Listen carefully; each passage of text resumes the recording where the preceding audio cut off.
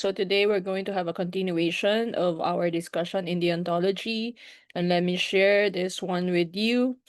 Okay, this is the categorical imperative of Immanuel Kant, our German philosopher who did not believe in the divine, or who opposed the belief of the divine command theory, and he also is not supporting, or was not supporting, the consequentialist doctrines. Okay, so he believed that moral laws emanate from the individual rational person, and there should not be any external authority, or even a god, or even a being, okay, that should impose that moral law to that particular person or to us. Okay, and in his view of the natural law theory, he also believed, okay, that not that our moral acts, okay, are not from anything about nature, or anything in nature, and it's not really our natural inclination,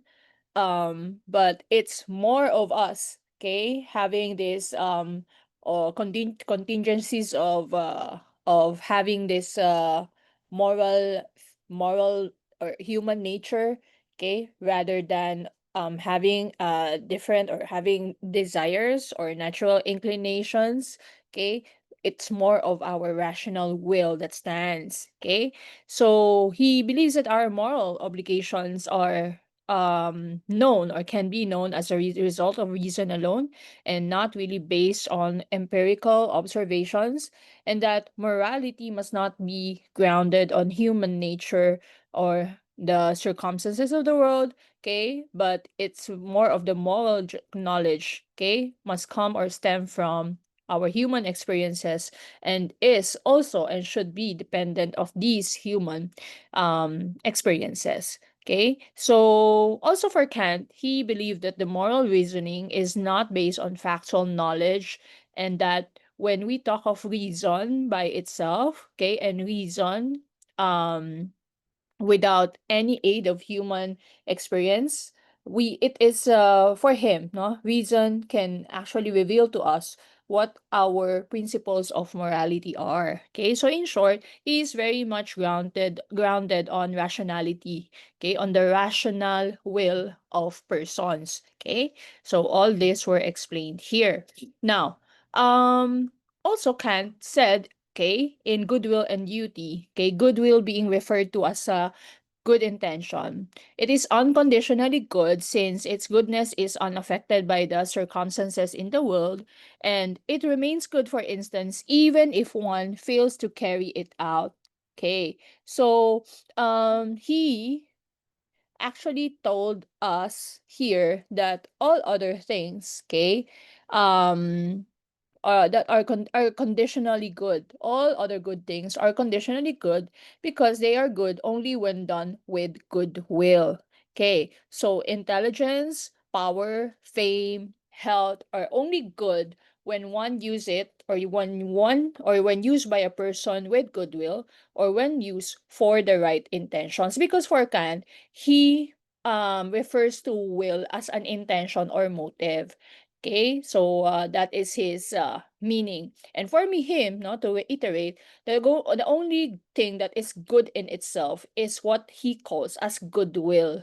Okay, so it is for him, okay, a morally acceptable action, because one benefits in acting out of goodwill, okay? And it's not acceptable, of course, if one acts out of wrong motive. Okay, so also for Kant, in relation to goodwill, the only correct motive for moral action, okay, the driving force, or the compelling force for moral action that is connected to the will, is what you call duty. Okay? And duty means that one should do what is right because it is a duty to do so. Okay? Simply because it is enshrined, and it is enclosed in that righteous sense. Okay? So meaning it is right. We do this because it is right. Okay? Doing what is right, okay, because it leads to pleasure, prestige, or avoidance of guilt, okay, is actually acting out of wrong motive. So please defer that. Okay? Because Kant said that if we do the right thing because it is right, that's goodwill, no? That's good motive.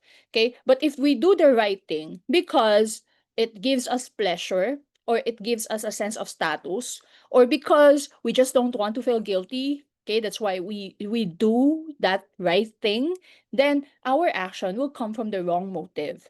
Okay? So that does not uh direct to a goodwill, okay, and will not be seen as goodwill. So in short, he said that having goodwill, no, should not be seen as a means to some other good. Goodwill is goodwill because it is right. Okay? It is good in itself and it has its intrinsic value. So please remember that portion. Now, when we talk of the intrinsic value, Kant was saying that, or rather was asserting that other goods are virtues, just such as this mention, no? That such as happiness, such as honor, such as courage, such as health, no, they are only morally valuable if they are accompanied by goodwill, and all other non-moral goods can be turned into evil by an evil will.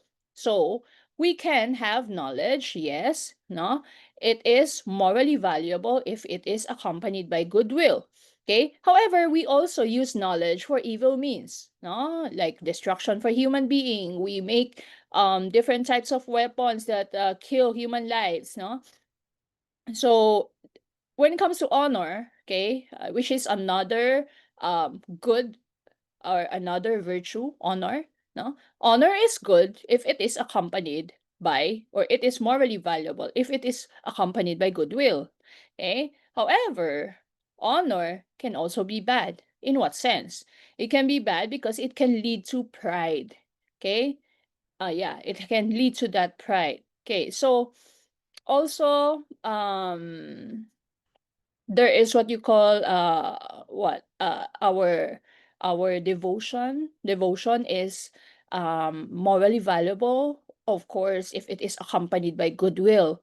But we can see devotion of other people, especially some Muslim terrorists, okay, who chose to do suicide bombing and shout Allahu Akbar. They shot this one because they said that they are performing this suicidal act in the name of God. Okay? So, in short, the action, okay, the virtue, the good, no, it is, yes, intrinsically valuable, but it is considered as morally valuable if we accompany it by goodwill. Okay, so love, right? For a fact, love is really good. Love is a good virtue, or love is a virtue that is considered as positive, and it is only morally valuable, rather, if it's accompanied by goodwill. However, we can also see that love can be at least twisted. No, there's what you call love that is in the form of obsession, or love in the form of a twisted love, like we love a person, and that our not rational, no, is that we do this wrong thing because we love a person. Okay, where can we find this, or where can we see this? We see this happening when people, or when people who committed an act, no, will tell that I only committed it because it was in the name of love, or because of my family, or like that. Then, since it was, no, corrupted by an evil will, it cannot be considered as a good act, or a morally valuable act. Okay, now Kant said, no, goodwill is also acting out of duty, or is either rather acting out of duty and acting from duty. So we are regarding goodwill as the highest good. Okay. Now we have to elaborate this, because according to Kant, one acts with goodwill if he or she does the right thing for the right reason. And when we talk of the right reason, we are meaning to talk that this is a right or correct motive. Okay? So a person, or a good moral person, is someone who does the right thing. Okay? For only one reason. Okay? Which is we respect, or that person respects the moral law itself. Okay, so this is what we know of as acting from duty. Okay, we act for the right reason. Okay, we are a good moral person because we do the right thing. Okay, because we do the right thing for the right reason. Okay, and so we exude no respect for moral law itself. And then this is no directing towards the first one. Okay, the acting from duty. Okay, so someone who acts with a goodwill does what is right. Okay, because it is his or her duty to do so and not for any other reason at all. Okay, now also for Kant, he said that one must perform moral duty for its own sake, and some people they conform to the moral law because they think that this will be beneficial for them. However, no, we can say that they are not truly moral because they do not act for the sake of the moral law.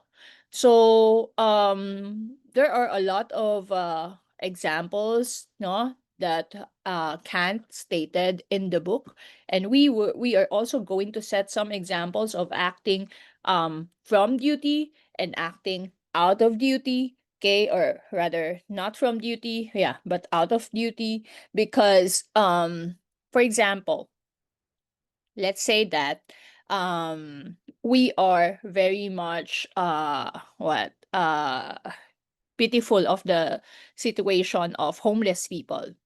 Okay, so we feel pity to these homeless people. Okay, and we gave donations. Okay, um we gave donations because we feel that out of pity. Okay, so we did not really, our reasons rather were not for the right thing, or it does not really conform to the moral law. Okay, which is you help others who are in need. Okay, and so okay, since that is our rationale, no, Kant said that it does not really conform to moral rule, no? And the act will not be considered as morally valuable. Because for Kant, it's very important that the motivation for our right conduct is the reason, no? Rather than our desire, our emotions, our feelings, or our inclinations. Okay? It has to be that that our right conducts or our acts are governed or motivated by the right reason. So, he said that it's not sustainable really, because how about if, for example, we look at other homeless people, okay, and we do not feel pitiful, or we do not pity those other homeless people. It's not consistent, you see, because we are deriving it out of a feeling, out of an emotion. So in short, we can no longer, or we will not be able to make an effort to help the victims, no, on a continual basis, or yeah, on a continual basis, because of the grounds, no, for, or the reasons for our act, because feelings are not really consistent, right? It changes. So in following that path, no, Kant said that no, this is not a morally valuable act, because supposedly, no, we have to have a right reason, or a right reason for doing so, no, because it is our duty to help people who are in need.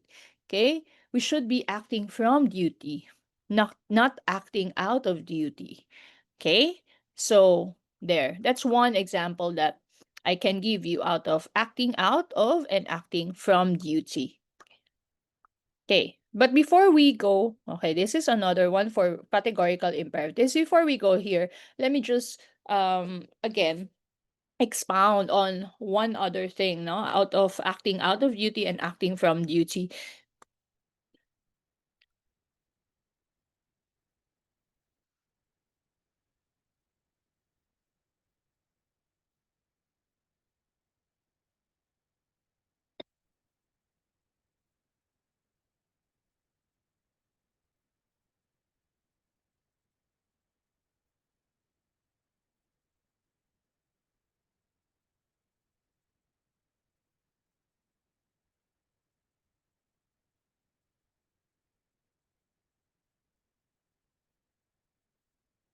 Okay, in the concept of the in or rather in the context of self-defense, okay, in the concept or in the context of self-defense, because out of duty and acting from duty were can be applied here, no? When can and how can we apply it? So self-defense as acting from duty. Let's have the first one, no? Acting from duty. So here is a purely motivational or purely moral motivational action. Okay, because when we think of it in a strict Kantian philosophical sense, acting from duty, we mean to say that our actions are solely or are motivated solely by the respect of the moral law. So in this case, no, of self-defense, the moral principle that we have or we ought to preserve, okay, is to preserve oneself. Okay? To protect ourselves, okay? Or to protect others, like our relatives or our loved ones, no? We have to do so regardless of our personal feelings, our fear, or any anticipated consequence or outcome. Okay, so the motivational force behind that is that the person or us, okay, we defend ourselves because we recognize that defending a life is a rational moral imperative. This is a duty that we must fulfill. Okay, we have to defend our life. So, um, for example, if there is a person who is very who is uh trying to flee, no, or who wanted to flee out of a situation that is in grave danger, or who feels terrified and wish that they can flee, they cannot, no, because they have to stand their ground and they have to use the necessary force because it is the right thing, okay, to do, which is to fulfill a duty to self-preservation, okay, or protection of an innocent relative or loved one or a party.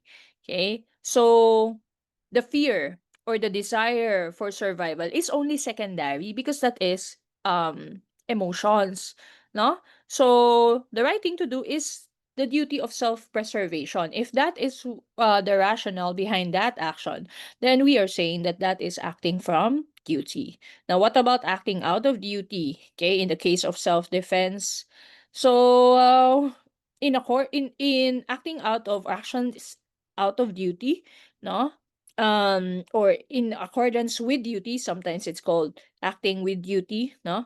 This one conforms to what duty requires. Okay, so the primary motivation here is something else. Okay, so when a person defends themselves primarily because of a natural inclination, like we're talking of emotions a while ago, or like extreme fear, anger, or a desire for revenge, or instinct for self-preservation, these are all bound to emotions, no.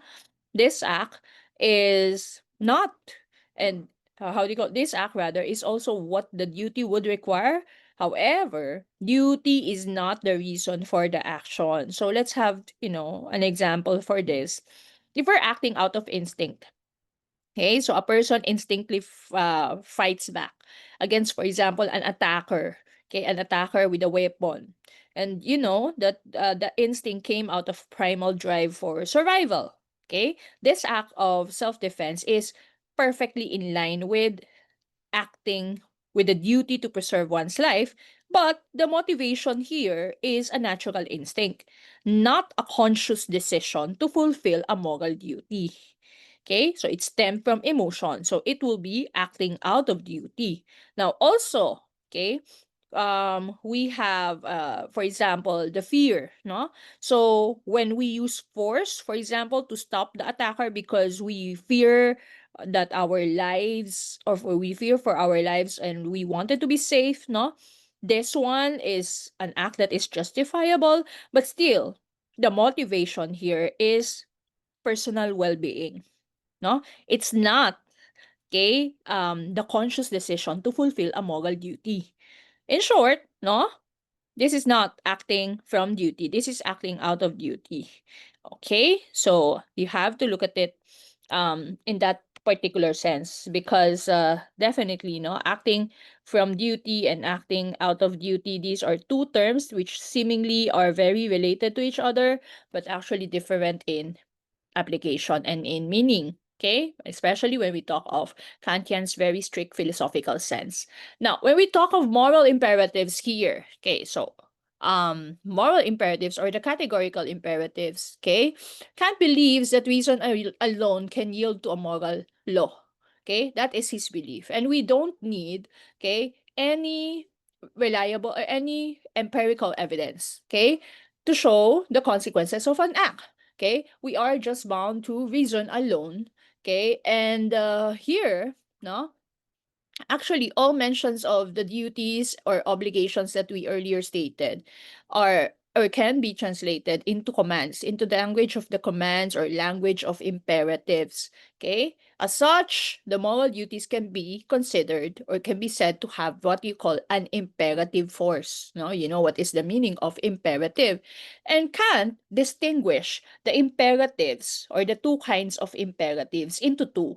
He said that there are two kinds of imperatives, which are hypothetical and categorical imperatives. Okay, now here we have a formula for hypothetical imperative.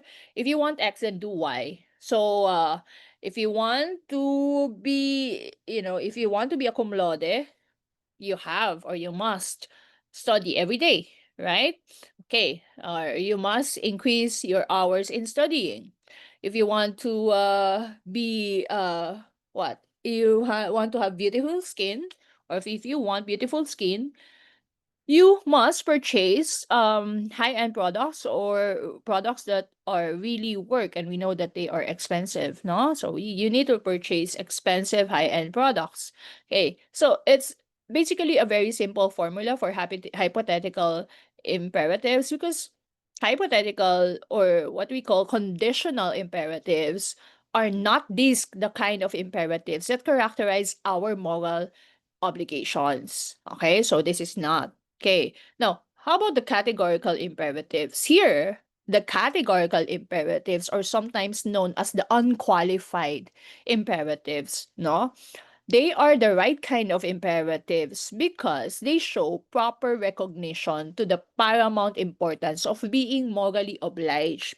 Remember? Okay, they are two kinds of imperatives. So, here, okay, in the categorical imperative, they are derived from the respect for laws governing actions, while hypothetical imperatives, or what we call conditional imperatives, are derived from the desire or the consequences of the actions. So you see the difference? Okay. Now, for Kant, no, categorical imperative is the source of the moral law within. Okay? So this is the source of our feeling that we ought to perform or to refrain from performing in performing certain types of action no matter what. Okay, so Kant also said that there are three ways in which the categorical imperatives may be formulated. And these formulations are also known as principles, no? Are enumerated in the succeeding discussion. Okay, so three imperatives actually. Now, moral imperatives for Kant are categorical, not hypothetical, and the imperative to perform moral duties is to derive from one's respect for moral laws and not from the emotion or the desire for the act's consequences.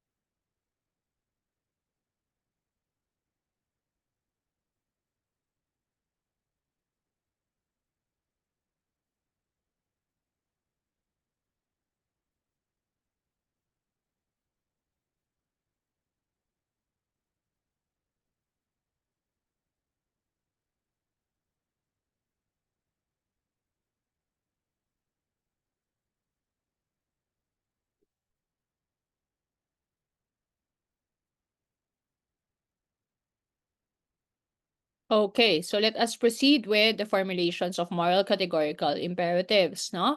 So these are ways by which the morally good act is identified, and though highlighting a specific aspect of acceptable moral rules, they are all lead to the identification of the same morally good act.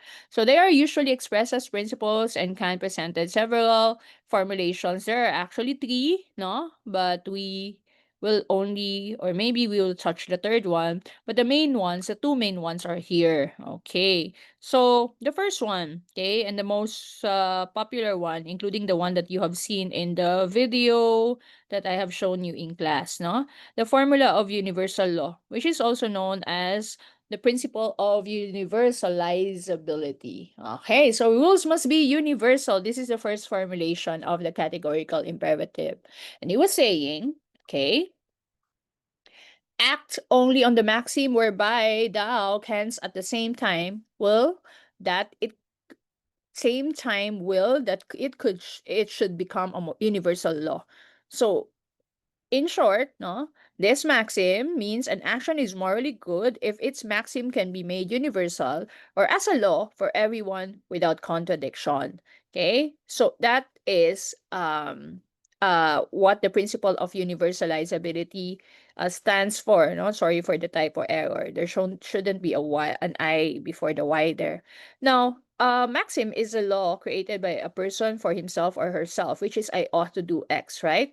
And universalizing a maxim means making one's own law a law for everyone. So if I ought to do X, everyone ought to do X also. Now, universalizing a maxim without a contradiction means that the resulting law will not make the act that is regulating meaningless. So example of that is I ought to steal another person's property. When we universalize this maxim, everyone ought to steal another person's property. This does not sound good, right? Because there won't be the concept of property anymore. Now, a contradiction will be given that this can or this will be a universal law, it will be meaningless for us to have properties. We don't have a sense of ownership anymore, no? As stated in the video also, as a favorite example under principle of universalizability. So here, the test is when you are considering an action, you must first identify no the maxim or the principle behind that action. Okay, so for example, what are the questions that you have to consider here? Could this maxim be logically conceived as a universal law that everyone must follow? Okay, can everyone follow that law? So and another question is that, can I no rationally will that this maxim become a universal law? Okay, you have to ask those questions because, of course, if it is something that everyone else should do, wow, you have to also um try to observe or to know what the consequences will be, such as this one, no? Wherein some regulations or some principles will become meaningless. Now, for example, in our government, corruption.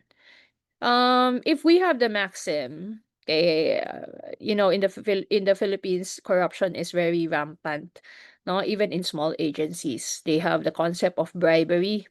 Okay, so lagay in Tagalog, right? So for example, my maxim will be I will pay a small bribe. No, I will bribe a government clerk so that I can jump the long queue for a business permit.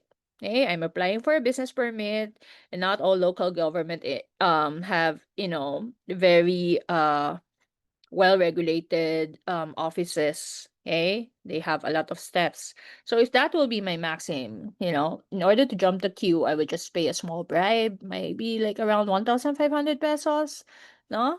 So if we are going to use the Kantian analysis in this context, if we are going to universalize that maxim, okay, let me universalize that maxim. Everyone must pay, or everyone who needs a government service now will have to pay a smaller bribe or a small bribe in order to jump the queue or in order to get a speedy result. Okay, especially for business permits, if we're going to universalize that, no, then the moral status, it feels. Why? Because the result will be if this will become a universal law, right, with the very purpose of having an orderly queue, no, there will be a fixed price for that service, and there will be a government service system that would be functioning because of the small bribe. No, then the concept of a real government system or a service system coming from the government will be destroyed. Okay, our system will collapse because there's no sense to queue anymore properly. There's no sense of orderliness and honesty. The whole system will corrupt because the bribe itself, no, if you will look at it, the bribe itself will lose its value because it's no longer an exception. It will become a universal expectation that everyone must pay, or either pay or else there won't be such speedy service.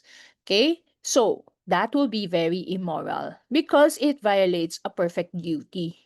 Okay? Now, if my moral action will be the duty is not to offer bribe, but because it causes no personal inconvenience on my part. Okay? Yeah, like I have to tolerate bribery. And because the principle of rational, or the principle is that it's rationally impossible to will this as a universal law because not all people can pay, right? Yeah, and not all people, because our society is a functioning society, so we differ, no, and so if it is, no, if it is it will be universalizable in a sense, no, especially if it's going to be a bribe. Then, as I told you earlier, there won't be a sense of government service anymore, right? And the orderliness of things will be disrupted. So, what's our moral action? The moral action is not to offer bribe. Okay? So that is one example of principle of universalizability. There are some laws or some principles that cannot be universalized. Okay, because simply it's not correct to do so. No, it's not rational to do so. It it contradicts, no, when it comes to its conception. Okay, the conception itself is very contradicting. The conception of us, no, stealing from everybody, and you stealing from me, and I stealing from you. The concept of bribing government offices in order to get speedy service. Whenever you get speedy service, or whenever you get rather government service, no. So these things cannot be universalizable. Now, the second functioning rule, okay, or the formulation rather, will be the principle of respect for persons. Okay. Under the principle of respect for persons, we have, more of a karmic sense. Okay. Why more of a karmic sense? Because here, the formula here will be you treat humanity as an end, never merely as a means. Okay, so an act is morally good if it does not use persons merely as means, but also as ends at the same time. So, persons, unlike more mere objects, have interests, and thus they cannot be treated the same way we treat objects. Okay? That is a mere means to an end. We cannot. Because treating persons as means is treating them in ways that satisfy our own interests, while treating persons as ends is treating them in ways that satisfy their interests. Okay? Now, yes, there are many times that we cannot avoid to treat persons as means, okay? Using them, no? However, be treated at the same time as also ends. Okay? They can be treated at the same time also as ends. And it is when we treat them as mere means and not as ends as well that our actions towards them are morally wrong. Okay? So, the principle of respect for persons and individual, no? um there was an example of about borrowing money. No, if you lie to me regarding the reasons for you borrowing money from me, you deprive me of the autonomy to decide whether to lend you or not. No, because I will be relying on that sole reason that you gave me, the lie that you gave me. So you actually treated me as a means, no, and definitely here we can see what Kant was pointing out. He was it is actually a logical contradiction, no, to many other principles. Okay, in a sense that, let me give you an example, because this one resonates strongly with our Filipino concept of dignidad, no, or dignity, and of course respect. Okay, so let's see, for example, an employer. Okay, in a household, an employer hires a kasambahay, okay, or a domestic helper. Okay, and this employer does not follow what the labor code mandates, which is, the payment of a proper wage, but this employer pays these kasambahays or house helpers, no, minimum wage, and then they are forced to work 16 hours a day. Okay, and this employer locks these house helpers. Okay, he locks these house helpers at night. Okay, so here we can see that the moral status fails. Why? Because here the employer is treating these kasambahays as mere means. Okay? So it is very immoral. It's an immoral act because if we analyze it, okay, this employer is treating the house helper or the kasambahay merely as a tool for cheap labor and his own personal convenience, no? The employer is really or is ignoring the workers, or the work that the house helper has, his is a person, is a human, has his own rational will, that being a human, no, that house helper needs autonomy to move about, right? And of course, that house helper also has, no, as a human, has a capacity to set their own ends, which is what? Like, they needed to have rest. They needed to develop themselves, no, for self-development. They also needed to visit their families, right? They have to have family times. So the house helper, the kasambahay, cannot rationally consent to this particular arrangement because their dignity, or the concept of their dignity, is fundamentally violated. Okay? So that is one example under Kantian analysis and exploiting workers, okay, treated as means, mere means. Now, there's also one thing, for example, that I see a very huge problem, especially when there are foreign lessees, no, in BGCs or in Makati, wherein a landlord in a very deceptive sale, no, will use deception to convince a foreigner, especially those who have retired to the Philippines, no, the elderly foreigners who depend on their pensions, 3,500 US dollars, just to live here in the Philippines and maximize their money. Okay? They force these elderlies, these foreigners to sign a contract. Okay? What?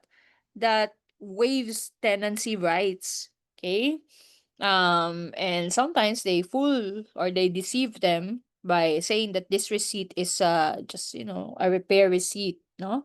So if we're going to analyze it, the moral action is it fails, or the moral status, it fails because obviously the landlord is treating that elderly foreign tenant to deception, no? Treating that tenant as a mere means, no? So we can say that the act is immoral also because the landlord who sees that the tenant is a foreigner and is ignorant of a lot of things in the Philippines, and maybe even contracts and how we formulate contracts here, use the use this ignorance of the tenant, of the foreign tenant, in order to have, or as his tool for financial gain. Nakapanloko siya ng tao, right?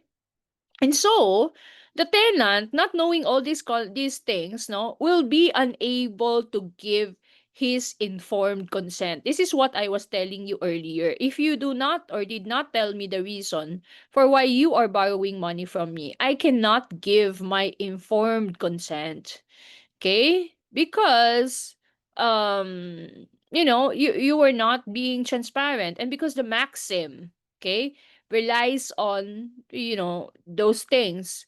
Okay? And the landlord, going back to that landlord, okay, is using the tenant's what? Humanity, or the feeling, or the inability to make a rational choice, no? Um to sign the contract, and for the landlord himself, no, he is using means, no, mere means in order to gain from that particular foreign tenant. Okay, so we can classify that act as an act that is immoral. Okay, these are some challenges. Okay, however, actually, we still have one which is not that popular under principles, and I don't know whether it was stated in your book, maybe not, because the third one under the formulation will be just similar, no, to the one that we had earlier stated, but not separated here, no, because we have principle of universalizability, principle of respect for persons, and we also have, the principle of ends, or the principle of autonomy. Okay, so the principle of autonomy or the principle of ends, it synthesizes the first two formulations. So in that third principle, it says that every rational being must so act as if he were, to his maxim, always legislating member in the universal kingdom of ends. Okay, so that was actually the principle. So this principle requires us to act, or you to act, as if you are both the author or the subject of the universal moral law. So combination. So the autonomy here, okay, will be that our moral law must originate from the rational will, right? As stated by Kantian. And the conceptual, the ends that we were talking about, no, creates the action that is moral only if it belong to the public law of an ideal community, just like what we have stated in the principle of universalizability, no? This is a conceptual community where all members perfectly follow a moral law. And thus, if we perfectly follow a moral law, we treat each other as ends. Okay? And as a result, no, we create a what? A more harmonious system of mutual respect and of dignity, all under the formulation of Kant. So I was saying that the third principle, which was not stated here, is the synthesis of the two other formulations. Okay, so that one, the formula of the ends. Okay, so that formulation, the third principle, is really best applied um to all the collective moral duties of citizens and the government. Okay, so it's more of in that sense. Okay, so when, for example, uh, a barangay captain. Okay? Barangay captain, especially right now, we see a lot of tragedies of earthquakes and shocks and some phenomena that nature is testing or challenging the Philippines right now. Let's say a barangay captain who ensures that all relief goods are distributed fairly, transparently, and immediately to all registered barangay residents. Okay? And regardless of what political affiliation that barangay captain has, or what personal connections the barangay residents have on him, he still not ensures all these goods, relief goods, being distributed fairly. Then this kind of moral status passes. No, this is a good moral act because the barangay captain is acting as a perfect what, a perfect legislator, no, of the action, where every one of the community, okay, it are equal or is equal, and their well-beings are also equal when it comes to the sense of treatment. Okay, so he provides public service that is impartial to all of the recipients or all of the members in his community. Okay, and this is the what I was saying, the combination of the two formulation. Okay, so yeah, in that sense, that action of the barangay captain will be something moral.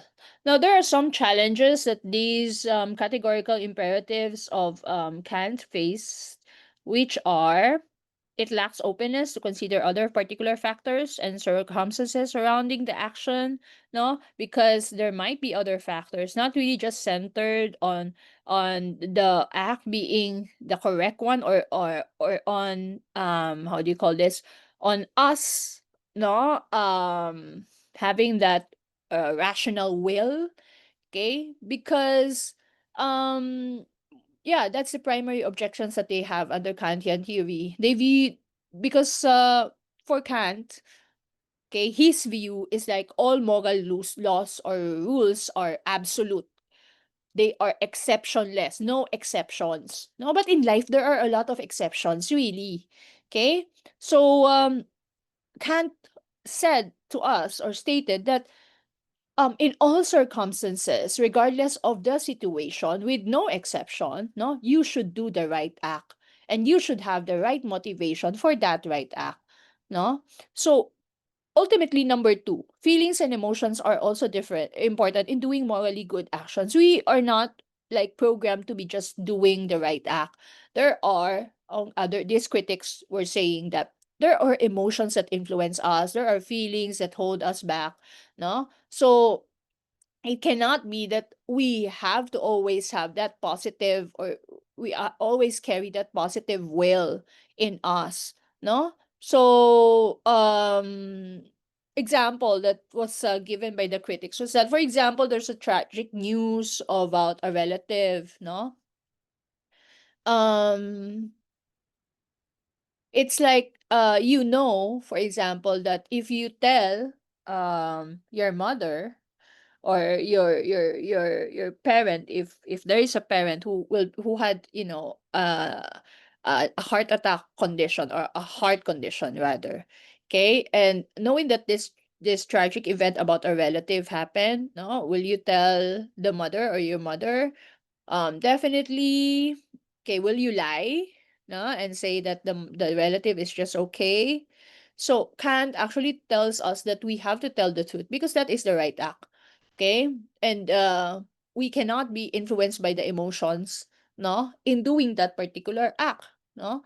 So the for Kant, really, the rightness or wrongness of an act is not determined by the consequence, but by nature. And he actually always stresses on the rational will and the acting from duty rather than acting out of duty, no. So the critics say that the problem here really lies in the inability of Kantian's theory to determine which rule or which obligation can override each other or one another, or which one, no. It does not really provide a way for us to rank which one should come first. There's no exception. It's just that you have to do the right thing. Okay? So those were the critics.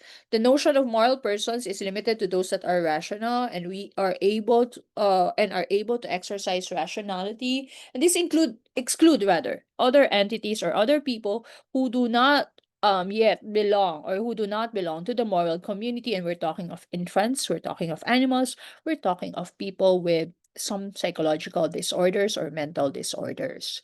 Okay? So there's actually some some critics also in the form of the motivation on what to do, no, because for Kant, he was saying that the only good motive for moral action is duty. And we were talking of, you know, donations for homeless people. Okay, and we have to act or do the act out of a sense of duty in order for the act to have or to gain moral value. Okay, because I told you that for Kant, he said that the feelings or the emotions, no, are and should not are bad or are improper. Okay, improper motivational forces, no, and that if you are going to rely on these emotions, then the act will be immoral. Okay, it will not gain moral value. Okay, so yeah, those things, no, just that some critics really do not believe that there is what you call pure reason alone, because we are humans, and you know, based on our human characteristics, we have feelings, we have desires, and we cannot really disconnect this with our sense of being. No, we cannot remove these feelings and these emotions and just rely solely on the cognitive faculty of reason, as Kant would tell us. Okay, so those are the criticisms, and even in the concept of ends, no, in the kingdom of ends that I was talking about, which is synthesizing the two formulations of Kant. He was saying that you have to have, okay, for example, the third criticism was saying that only persons uh have or criticizing that only persons who have moral standings are members of the kingdom of ends, just like the barangay legislator, or the barangay that serves as a not really legislator, but rather the person who commands everything, no, he is considered a member of the kingdom of ends, or what we call that was the term, no, for the third principle. And um that barangay official, no, that I gave as an example earlier, had to have, no, the correct, or has to be capable of the correct rational judgment in deliberating everything, no, and he has to have the power or the will to adhere to these types of principles. Okay, so what if, for example, not all barangay captains are, okay, no, there will be those who will be suffering from some things, or even others who have internal or progressive diseases or illnesses, right? So it cannot apply to all, like these critics were saying. It cannot, no, apply to all. And what about the other animals, no, who have lack of rationality? Yeah, they are not included, no, in the Kantian view. Okay, and even babies. Okay, so these are the challenges, and let us move on to, let's see, conditional deontology. Okay, so conditional deontology is actually under Rossian ethics.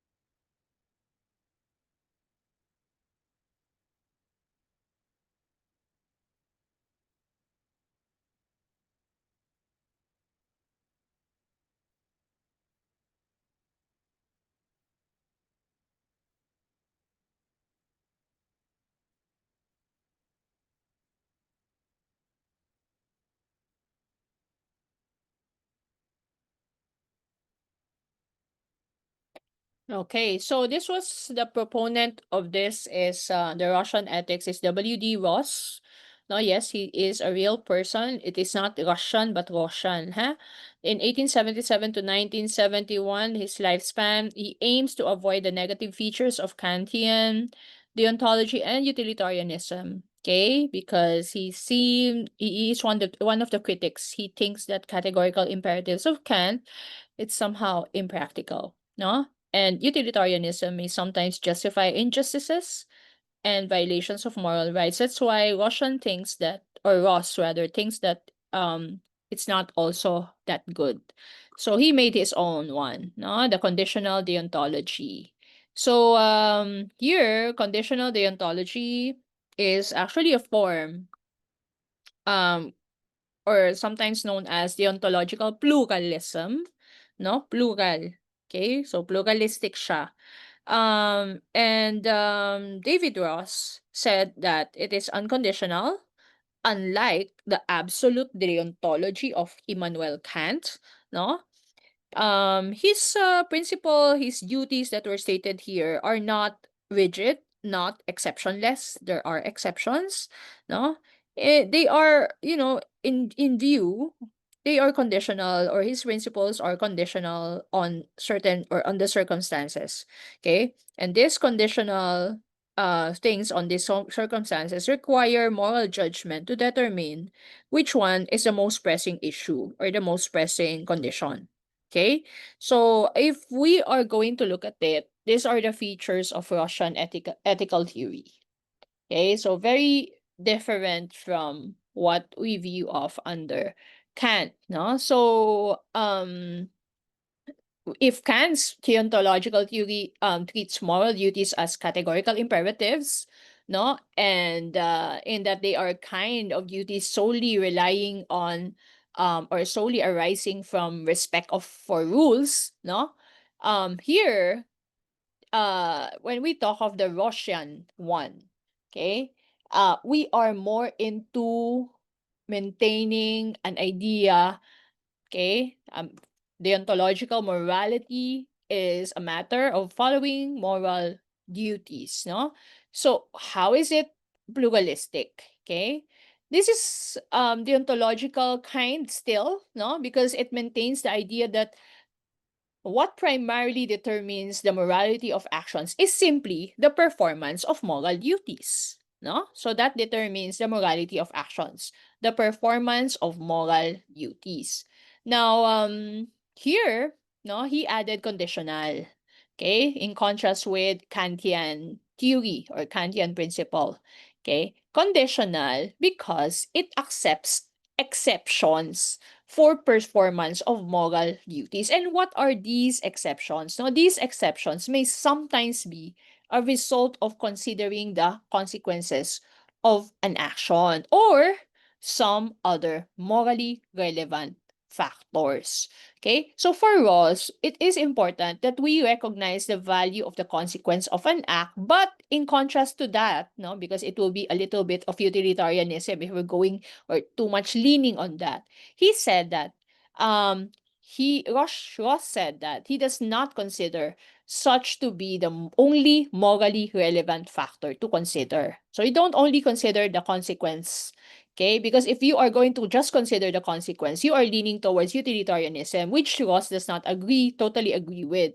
No? So here, that's why it's pluralistic. Okay? Moral duties arise from a variety of factors, not limited to Kant, not limited to utilitarianism, no? They include, among others, other forms of human relationships, which are this. Okay, so there are other factors that can influence moral duties, no? And they are conditional also according to Ross. It depends on the condition or the situation given. Okay? So the moral duty that will prevail, no, depend on the situation that was given, and of course of a variety of factors which include human relationships. Now, if Kant has acting from duty and acting out of duty, Ross has prima facie or and actual duties. No, so you have to know how to distinguish both. Okay, so when we talk of these prima facie duties, when we say prima facie first, no, what do you mean by prima facie? This is a Latin word, and it is the meaning of this is on the face of it or at first sight. No, at first sight, on the face of it. Okay, so when we talk of a prima facie duty, this is a moral obligation that is binding, okay, unless it is overridden by a stronger moral duty in a particular situation. Okay, so what are the different pluralistic conditions or list of fundamental duties? Nasaan yung spoon? Nasaan yung fork? Wow! Thank you, mahal! I'm so hungry now.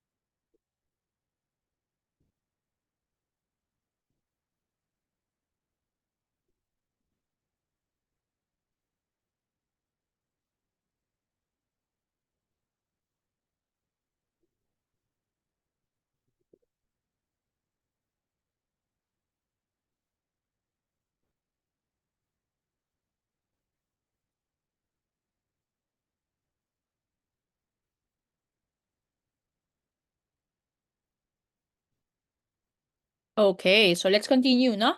Prima facie duties. Okay. Prima facie duties, these are moral duties that are duties that we see right away, we recognize right away, no? They are tentative, they are our tentative moral duties which immediately arise given certain conditions. So Ross identifies what the primary prima facie duties are, no? First is the duty of fidelity. Here, definitely, we have to fulfill our promises and agreements or contracts and not to engage in any kind of deception. It's very important, no? Because we have the duty of fidelity. Okay. Also, we have the duty of reparation. So here, the duty to make up for wrongful acts or injuries one has done to others.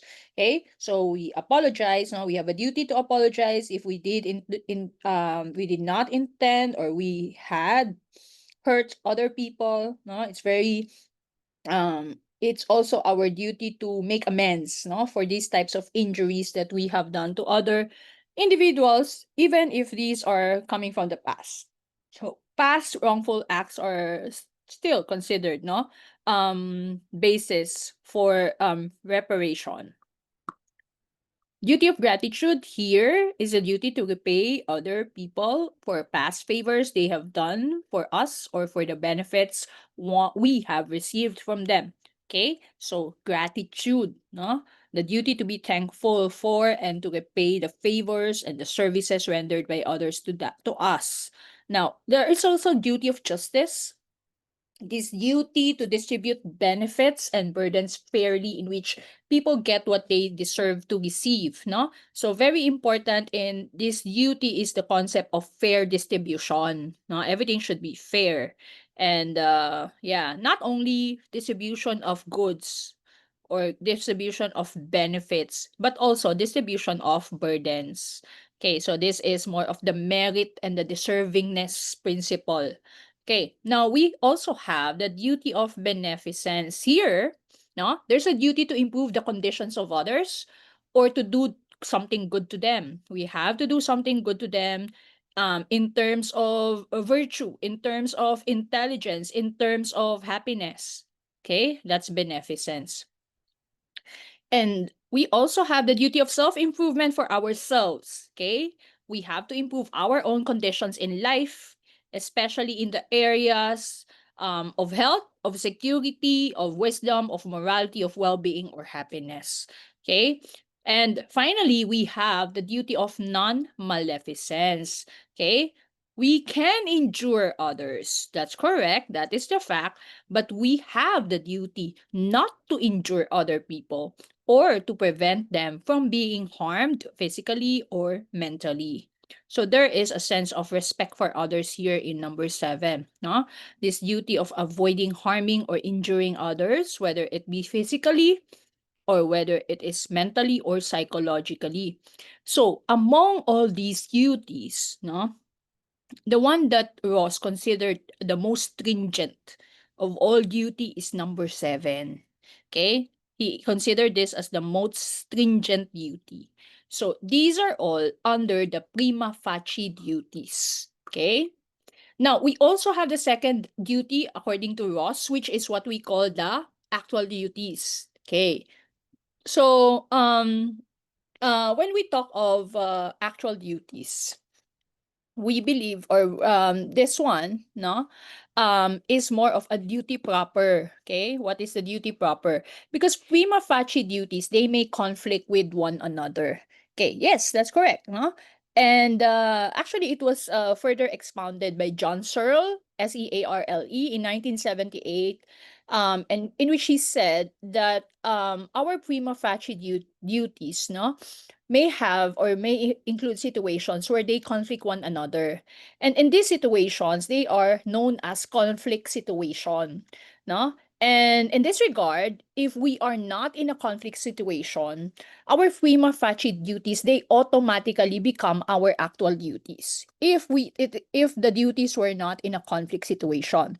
But if it were in a conflict situation, the duties were in a conflict situation, then the prima facie duty that proves to be the most incumbent on us, no, we have to deliberate. Okay, after careful deliberation, okay, of the situation becomes our actual duty.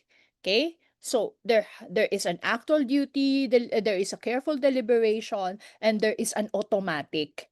Okay, so an example that was given was that suppose we have a prima facie duty not to lie to a person in a given situation. No, if there is no other prima facie duty that competes with it, then this prima facie duty automatically becomes our actual duty in that particular situation. However, no, if a prima facie duty competes with it, okay, let's say, no, that the prima facie duty of lying competed with the prima facie duty to prevent harm from being done on other persons, just like what was done in the video, right? That she did not say or tell the truth because, yeah, let's have that situation, although it is in categorical imperative. Well, she did not tell the right thing, no? She did not say honestly to the officer where her boyfriend was, no? So whichever, but if we are going to utilize, no, what we talk of conflict situation, whichever emerges as the stronger prima facie duty or proves to be more incumbent to us or upon us becomes our actual duty. So in short, again, let me reiterate, no? There is an automatic one, and there is when faced with a conflict or conflicting prima facie duties, there is a need for a careful deliberation. Okay? Because the careful deliberation, what is going about there, no? We have to know, or we have to try to find out which one is stronger, which prima facie duty is stronger, and which prima facie duty proves to be more incumbent on us. Okay? So, those things. Now, oh, sorry, I haven't yet discussed, no, the actual duties here. Okay, so but actually the actual duties were explained in that manner because actual duties are connected with prima facie, and conflict situations are situations when two prima facie duties conflict with one another. Okay, so please take note, and these are all mentioned in my explanation earlier. Now, also, how do we know, no, prima facie duties and determining whether they are actual duties? Because I told you earlier that there is an automatic one. The automatic one are all this. These are all automatic prima facie duties. Now, when they are in conflict, how do we now determine, no? The recognition of prima facie duties and the determination of actual duties in conflict situations, they are not rational. However, they are more of an intuitive one. Okay, so Ross explained to us that prima facie duties are self-evident. We can see it on its face, no? Given the circumstances of what we are in. Now, but Searle, no, also said that there are conflict situations. Okay. Ross also said that being self-evident, being our prima facie duties being self-evident, it means that our knowledge of these duties and our recognition of them, no, does not need any justification or proof because we have to just accept those duties. They are automatic. No? So it is immediately clear. That's why it's prima facie. Okay? As I told you, when you are in a promise or when you are in a contract, no, you have to have this duty of abiding by that promise, no? The duty of fidelity to fulfill contracts, to fulfill promises. Okay? And if, for example, you were not able to do so or fulfill these promises, then you have to go to the next one. No? The duty of reparation, you have to be apologetic or you have to make up to these types of wrongs that you did. No? So, if, for example, people did something good to us, no, it is our prima facie duty to be grateful to that person. Okay? And, of course, other things. Okay? They are not successive, they are independent of each other. It's just that the examples that I gave were a little bit connected. Now, again, let's go back here, no? As I told you earlier, no? Prima facie duties, they, according to Ross, they are self-evident. That makes it automatic in nature, right? Now, although these prima facie duties are self-evident, according to Ross, we must actually have a sufficient mental maturity. Okay? So we must be in an age where we already can understand the nature of our actions. So definitely there won't be anyone who is a minor that can qualify here. Okay? So our actions imply or what are the expected behaviors from those who receive our actions, no? Because we have to have this kind of mental maturity or maturity in age, a sufficient mental maturity. Okay? Because if we cannot understand the nature of the situation or the nature of our wrongdoing, how can we make the prima facie duty or execute the prima facie duty of reparation? Right? If, for example, we don't recognize that that particular act that we did was something wrong, how can we make reparations? So as I told you, a child, no, a minor, cannot fully understand. They are already disqualified here. Okay? We cannot make it so that these things are automatic to them. No. Okay? We cannot expect that because they don't have a sufficient mental maturity. No? They don't have a capability, and since they don't have that sufficient mental maturity, number 2 will not apply. This one. Okay? And maybe number 3 also will not apply. No? Ability to take account of the moral convictions of thoughtful and well-educated people. No? So, as I told you, there has to be also a need, no, to to understand or to be aware, no, what are the or in a moral decision making process, no, we have to understand as adults what needed to be done, and of course what are the exceptions that are present, no, and sometimes feelings or emotions, they are part of the exceptions. Not sometimes, most of the times, no. Now, we have to also uh have the cultivation of good character traits. Okay, good character traits, because if so, in short, no, if we have to have a good a cultivation of good character traits, it will be up to those who are raising us, or raising us as a child, no, because we cultivate this through experiences. Okay, and these experiences tells us or hones our character. Okay, if we have, or if we were not shown good experiences, no, how can we actually cultivate good character traits? No, and what we can gather here in Ross, no, is somehow a touch of what Aristotle has in his virtue ethics, which is our next discussion, because Aristotle was advocating for practical wisdom. Okay, for Ross, he was advocating for prima facie duties that are in a given situation. Okay, and that there are automatic prima facie duties, and in when these prima facie duties are in conflict with each other, we have to have considerable decision, deliberate first deliberation, no, on which prima facie duty we should apply. Okay, and in order for these things to happen, because in recognition of prima facie duties, no, Ross said that we have to have a sufficient mental maturity to know or to determine our actual duties. Okay? And also, we need to study the the situation in the best possible way that we can, and we have to take into account us being thoughtful and well educated people. Okay, and us, no, being products of years of cumulative what or cultivation, no, we are cumulative product of moral reflection of many generations. We learned it from those who raised us, or we learned it from our environment, or in good experiences, because or positive experiences.